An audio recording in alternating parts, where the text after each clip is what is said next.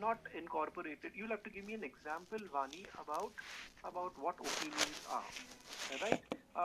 There will be. Okay, we are moving a little away from morality, but it's an interesting question, and Vani, I promise to answer your question and for the class. Okay. The rules and regulations are those rules and regulations under the social contract, according to Hobbes, that deals with the protection of life, liberty, and property. I repeat it again. Pay attention very carefully. Okay, the rules and regulations that we agree to under the social contract has got to do with the protection of life, liberty, and property. Life, murder, rape, liberty. I should have some freedom to do some things and not the other things. For example, I should have freedom to, let's say, worship whichever God I think is is is for me the right God.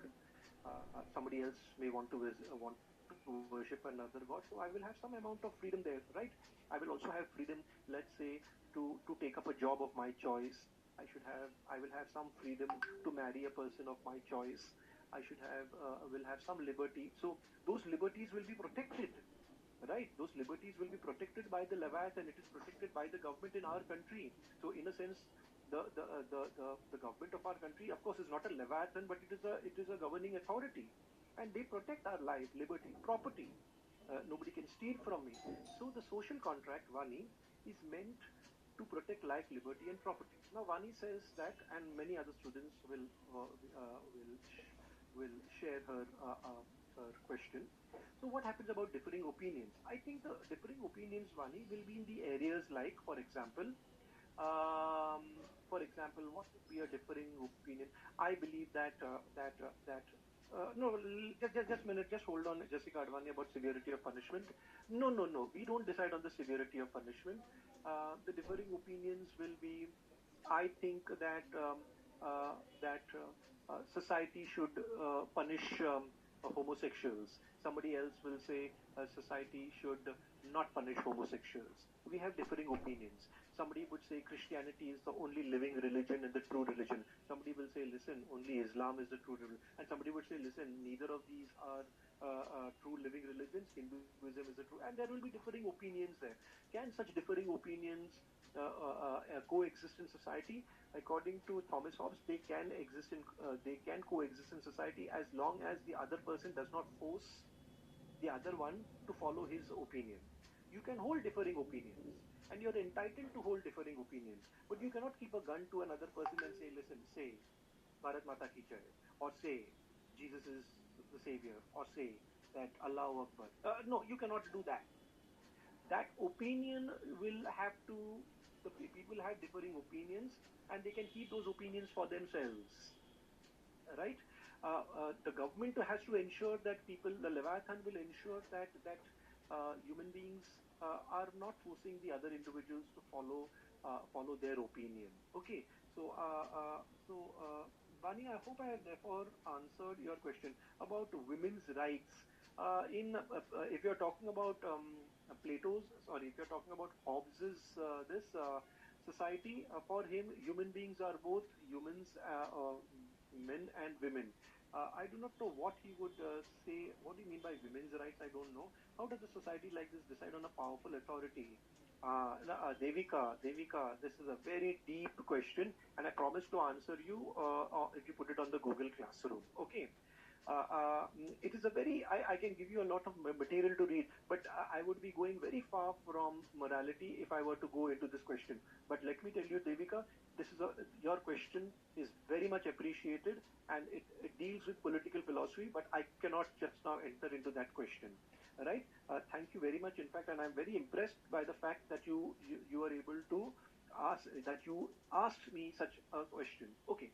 Ishita Patak is asking if the Leviathan has absolute power to regulate the Leviathan. Very good, excellent, very good. This is two fantastic questions, both from Devika, and one from Devika, one from Ishita Patak.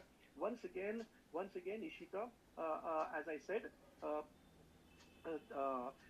these questions, I have the answers to it. I know the answers to it, but I cannot take it up just now. Okay, I can tell you what, in short, what Thomas Hobbes would say. Thomas Hobbes would say that, well, the chances of the Leviathan being corrupt is very, very less. Why?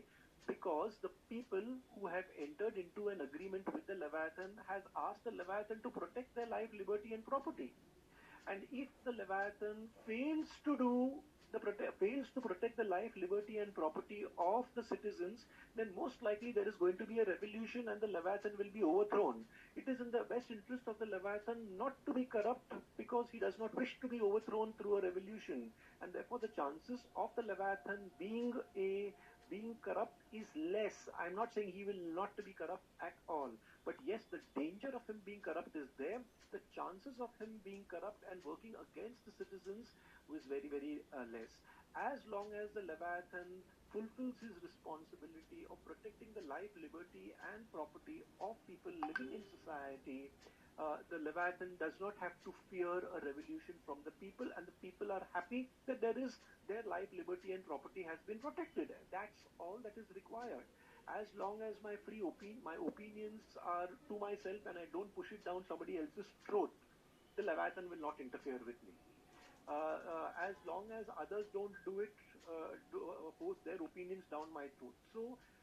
So remember that the point of civil society is to live in a society in a cooperative way with some amount of toleration for differing opinions, where there will be a multicultural society and so on and so forth. It is basically a liberal society where there is freedom, and the function of the state is merely to ensure that people live peacefully, they live in a secure way, and people do not harm and take away one another's life, like the way it happened in a state of nature. People should not continue to live in a constant fear of meeting a violent death. Now, in the civil society, life will not be solitary, poor, nasty, brutish, and short. It is not solitary because now we have a society. It is not poor. The quality of life has improved. There will be markets, there will be schools, banks, colleges, and so on and so forth. Why? Because now people are not free to just loot and do anything that they want. It will not be poor, nasty, it will not be nasty, it will not be brutish, and certainly we will have long life because there will be science and technology and so on and so forth. Okay, uh, I hope, Ishita, I have partly answered your question, but Devika's question cannot be answered at this stage. Now, let me move ahead with yeah. So, now let us go closer to what moral obligations are. Now, if we ask, what about morality in a civil society? I asked the question, what about morality in a pre-social stage? And I told you that in a pre-social stage, in a state of nature, there are no moral obligations and people are free to do whatever they want. Now Thomas Hobbes is asking, but what about when we enter society? Is there something called moral obligations? And Hobbes' answer is very clear. Hobbes says the only moral obligations that people have is the result of the obedience to the laws and the rules of the social contract, nothing more. So, morality is defined in very legalistic terms. If the law says that I need to keep my promise, then I'm keeping my promise. That's it. You see, if I can get away keeping my promise, I will do it. But if I cannot get away keeping my promise, then well, I need to obey by the laws because I will be most probably be caught and I will be punished and I don't wish to be punished. But suppose, like in the ring of Gyges, I can do a wrong and get away doing a wrong. Would I do it? Hobbes says, yes, that person is most likely to do it. Right? So, moral obligations, this notion of right and wrong, which was naturalistic in the pre social stage, now becomes legalistic. Please note this, note it in your notebook. Extremely important point. Right? It can be asked as one of the MCQs in your examination. I'm repeating it. That the notion of good and bad, good and evil, that was defined in naturalistic terms in the pre-social stage of human existence, that is in the state of nature. Now the moral obligations called good and bad, good and evil are not naturalistic, but it is legalistic. It is artificial. All morality in a state of nature, in a civil society is artificial. What do you mean by artificial? It is constructed. It is constructed by whom? By all of us and the Leviathan. All of us together. I said, let us have these rules in place. These rules are not natural. They are conventions created by human beings to regulate themselves. And therefore, morality, according to Hobbes, is a result of these rules. So why am I now the important? Now look at the egoism that comes in here. Why am I following those rules and those moral obligations? According to Hobbes, he follows those moral obligations because it is in his own interest to follow it. If he did not follow those moral obligations, then he is most likely to be punished. And because he fears punishment, because punishment is pain, and because he fears punishment, he is obedient to the law. He is moral. So if you ask why is an individual in a state of in Hobbes' civil society moral, he is moral because it is for his own good. He is not concerned about others. He is concerned about himself. He wants to protect himself from being punished, and therefore he follows the rules and laws. So the ring of Gyges is exactly what is at play in Hobbes' civil society. Hobbes would say exactly the same thing that Plato says, that if an individual can get away without being punished for a wrongdoing, he will be ready to do it.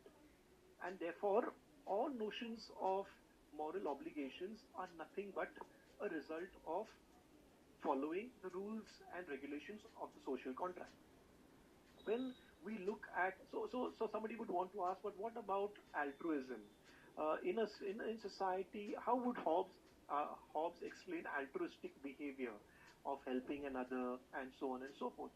Hobbes says even here the individual is very selfish. The reason why he does it is because he stands to benefit. Now look, I'll take two examples, okay, and with that I will stop with Thomas Hobbes. Okay, so if we look at the selfish origins of altruism, let's take the example of pity. What is pity?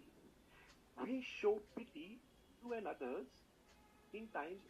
To show pity is to have what should I say? To show pity is that I feel sorry for some of the misfortunes that has happened to another person. Why do I feel sorry for the misfortunes that has happened? Because I tend to identify myself with that other person, right?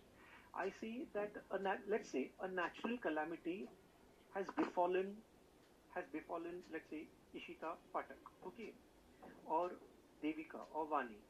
Okay, if a natural calamity has befallen her and she has got injured in that natural calamity, I begin to show sympathy and pity towards her, saying that how sad for no reason she was a victim of this natural calamity, and then I begin to think that, oh, it is very possible that I could have been her.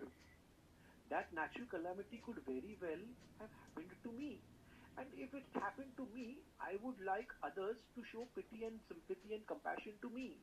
So if I would like others to show sympathy and pity and compassion to me, for that reason, I'm showing pity and sympathy and compassion to this other person, to Devika and to Vani. Just in case it happened to me, I would like them to do it. And therefore, Hobbes says that why people are show pity and compassion and sympathy to others is because they imagine themselves to be in those positions. We tend to identify don't we tend to identify ourselves with somebody who is suffering? We always Human beings always tend to have a good view of themselves, that we are so and so and we are good. And because we regard ourselves as being good people, we object to any disaster or calamity that is undeserved that falls upon us. And if it does fall upon us, then we expect that others should show sympathy and compassion to us because it is undeserved. We are good individuals, and as good individuals, if a meteorite strikes me and it takes away my left arm, I say, oh my God, what did I do that the meteorite should strike me, and why not someone else? And therefore, this thought that it could strike me and it could strike anyone else is responsible for the origin of sympathy that I show to others, because that others could very well have been me. I think I find that the explanation that Hobbes gives for about pity, about the selfish origins of altruism, is is factually to a large extent correct, because we do in fact behave in this particular way, and therefore Hobbes says that if you find people behaving in a certain in a bit showing sympathy or compassion to others, it is precisely because they can see themselves as victims of such natural calamities, of such a misfortune that strike them. Take another example, charity. What is charity? Charity is where when you assist another who is seeking out aid or seeking out help. Uh, uh, is this altruistic? Hobbes would say, listen, it only appears altruistic, but the reason why the man is being charitable is because he is concerned again of his own about his own self. In what way? uh, the the the man who does charity wants to show the world and everyone else, and including himself, that he is more powerful, more resourceful than others, and that others are dependent on him. And I told you he's glory seeking, right? He's glory seeking. So it is ultimately about him. It is about him. He says that, listen, you are better off because of my charity. And had I not been charitable, you would have been poor. So when he shows charity, Thomas Hobbes says the psychological explanation for this is that ultimately it is the individual human being who wishes to basically show off. So he wants to show off and say that, listen, this is what I am capable of. Vinona is saying, is it the same as if the person donating to charity is only donating in order to gain popularity? Thomas Hobbes would say that the individual donating to charity may claim that he is not doing it out of popularity, but these motives are always hidden from the individual who is acting. People who act out of certain motives themselves are not aware of these motives. I think Sigmund Freud is can be echoed here, is echoing here. Okay, that where Freud says that many of the motives are our unconscious motives. We are not aware of the reasons or the motivations behind our conduct. Before Freud, Hobbes had already made a mention of this kind of motivational explanation, that that though the individual who is donating to charity may say that he's donating because he's concerned about the others, the hidden motive, according to Hobbes, which is not knowable to the man who is doing charity, is ultimately to gain some kind of a popularity. So, Vinona, Sir Hobbes would say that yes, uh, uh, uh, it is as if the person donating to charity is only donating in order to gain popularity. The charitable man will say that he is not doing it for popularity, but Hobbes will say, well, that is what he's only saying. But the hidden motive is precisely this. It is hidden because people cannot see it and the individual himself cannot see it.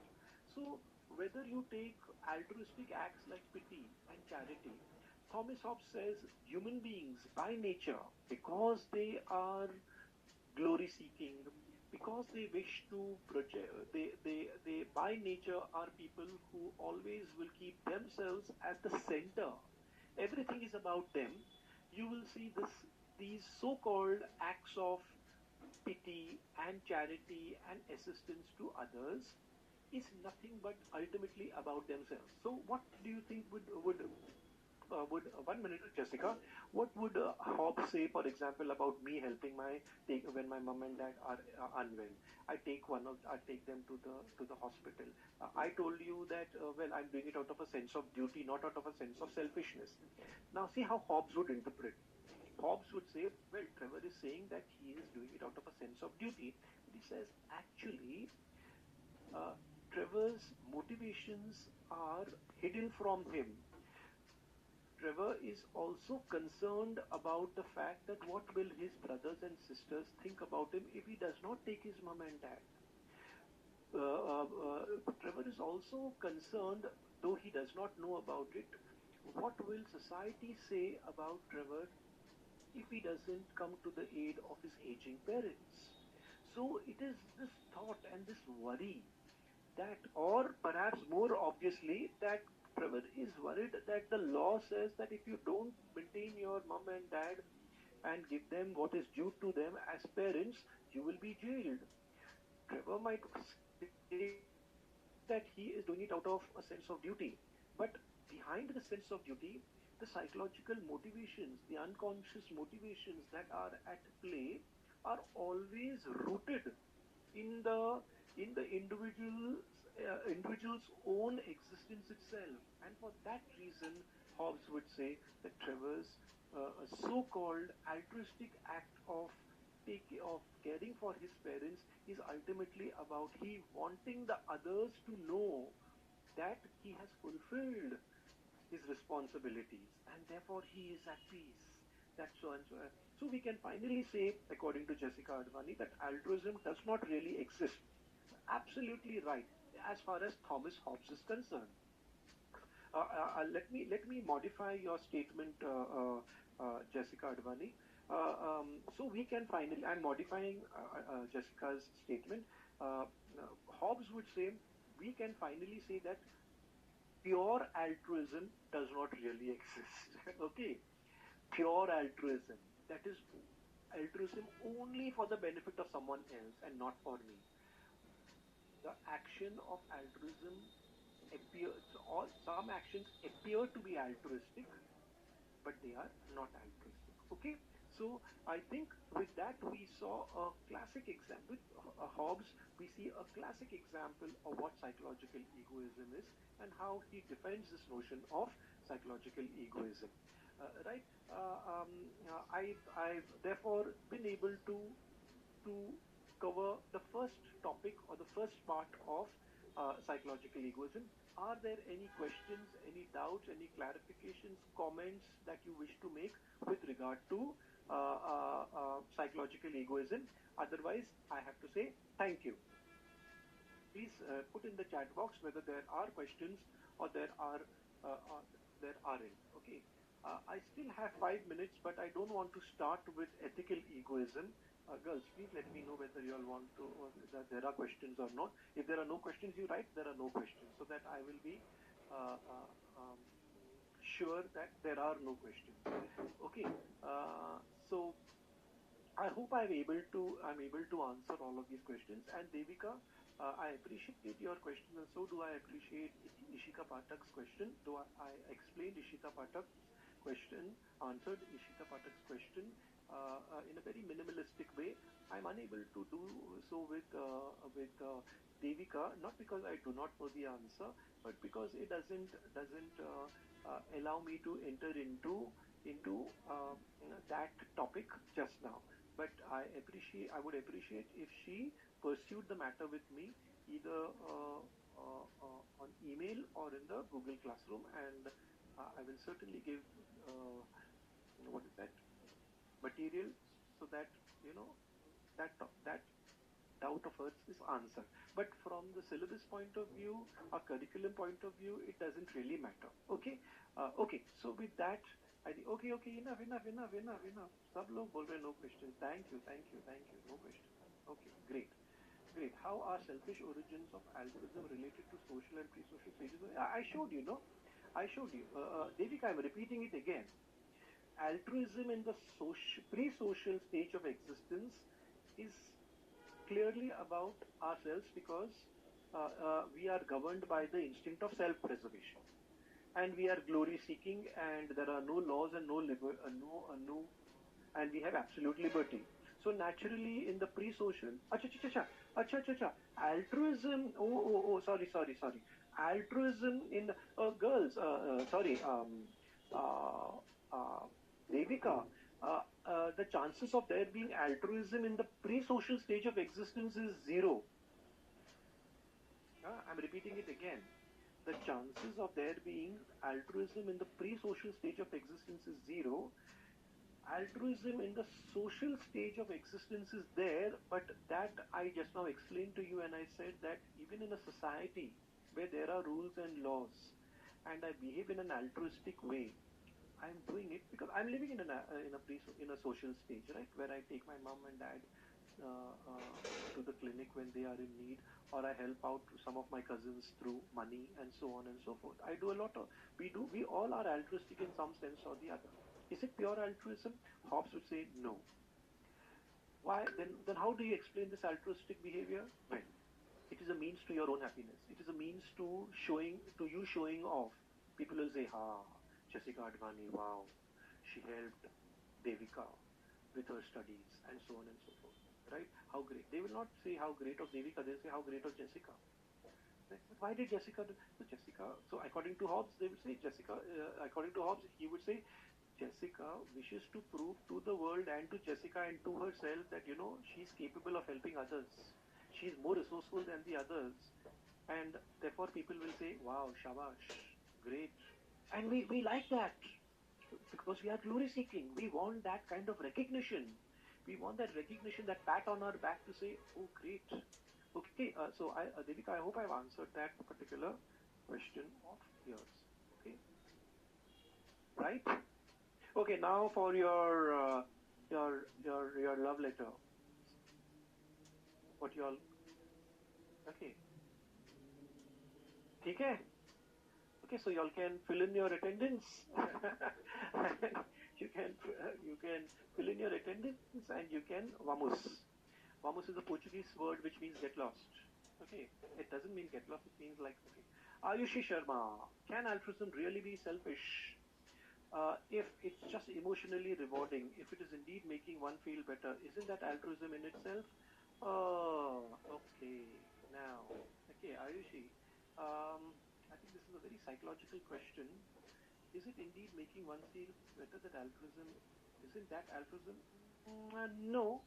Altruism is not only, if altruism is only about myself, then that is selfishness. Altruism is about someone else. It's not about me. Right. So, Ayushi, I don't think we can say that making myself feel better is altruism in itself. No. Uh, um, can someone send the attendance again? Okay. Okay, ठीक है, ठीक है. Okay, ठीक है. Ayushi, another question, ठीक है? चलो. In another 2 minutes, will